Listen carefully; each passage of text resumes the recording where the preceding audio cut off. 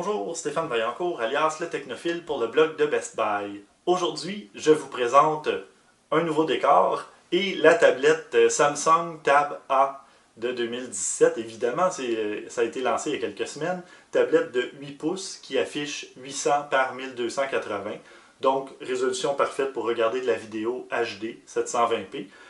C'est une tablette qui en fait beaucoup pour le prix.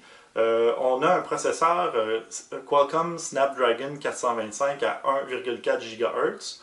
On a 2 Go de mémoire vive. On a 16 Go de stockage. Et on peut, grâce à un petit lecteur micro SD sur la tranche ici, ajouter jusqu'à 256 Go supplémentaires. Donc, ça laisse quand même beaucoup de possibilités. Il y a un appareil photo 8 mégapixels ici qui peut tourner de la vidéo 1080p. Petit flash que je ne recommande pas d'utiliser sur les appareils mobiles parce que ça ne crée pas de la belle lumière, donc c'est vraiment pour dépanner, mais ça fonctionne. L'appareil photo, bon, c'est 8 mégapixels, c'est correct pour une tablette. Par contre, je trouve toujours un peu étrange les gens qui se promènent avec des tablettes pour faire de la photo. C'est quand même gros et difficile à tenir, c'est pas l'idéal. Donc, c'est là pour dépanner.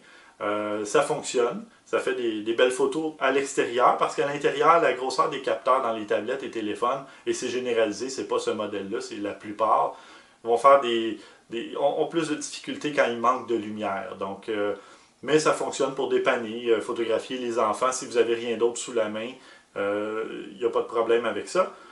Pour faire des petits selfies, des égo-portraits, il y a un petit appareil photo de 5 mégapixels à l'avant. Caméra vidéo qui tourne aussi en 1080p. Donc ça aussi, pour dépanner, ça fonctionne très bien.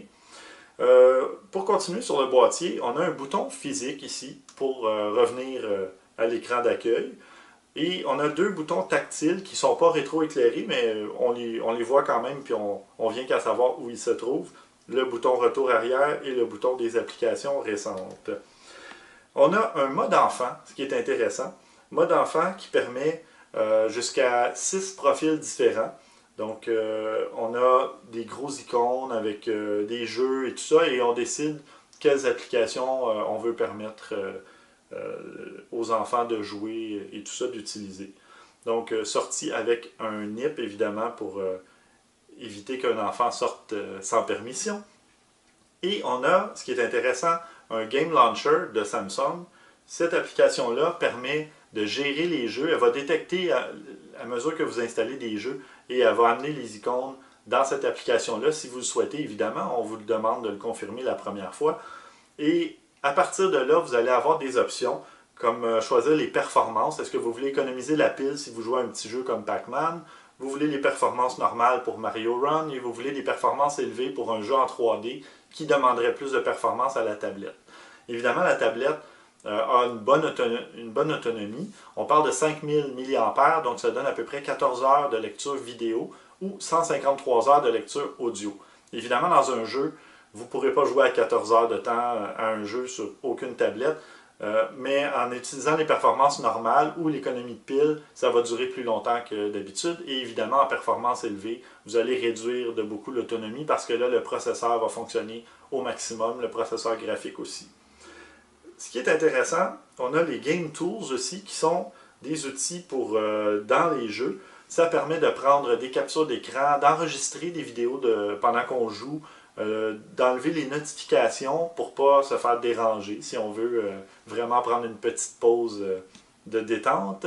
Et toutes sortes de fonctionnalités comme ça intéressantes que Samsung a intégrées. Donc, bon appareil. Wi-Fi A, B, G et N. Il n'y a pas le Wi-Fi AC qui est la dernière norme et la plus rapide, mais N, ça fonctionne généralement très bien.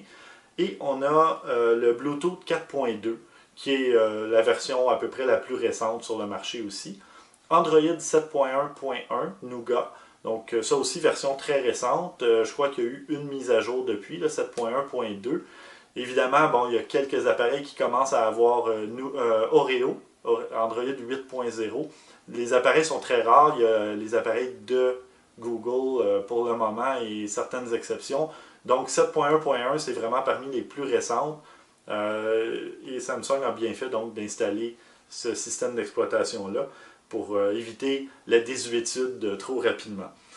Donc voilà, bon affichage, l'écran est super clair, je suis allé dehors pour la luminosité, là on parle de très sombre quand on veut l'utiliser en soirée, peut-être faire de la lecture avant de se coucher, et quand on va à l'extérieur au maximum, très bonne luminosité, même au soleil, donc on peut quand même lire ou faire des trucs à la lumière du jour.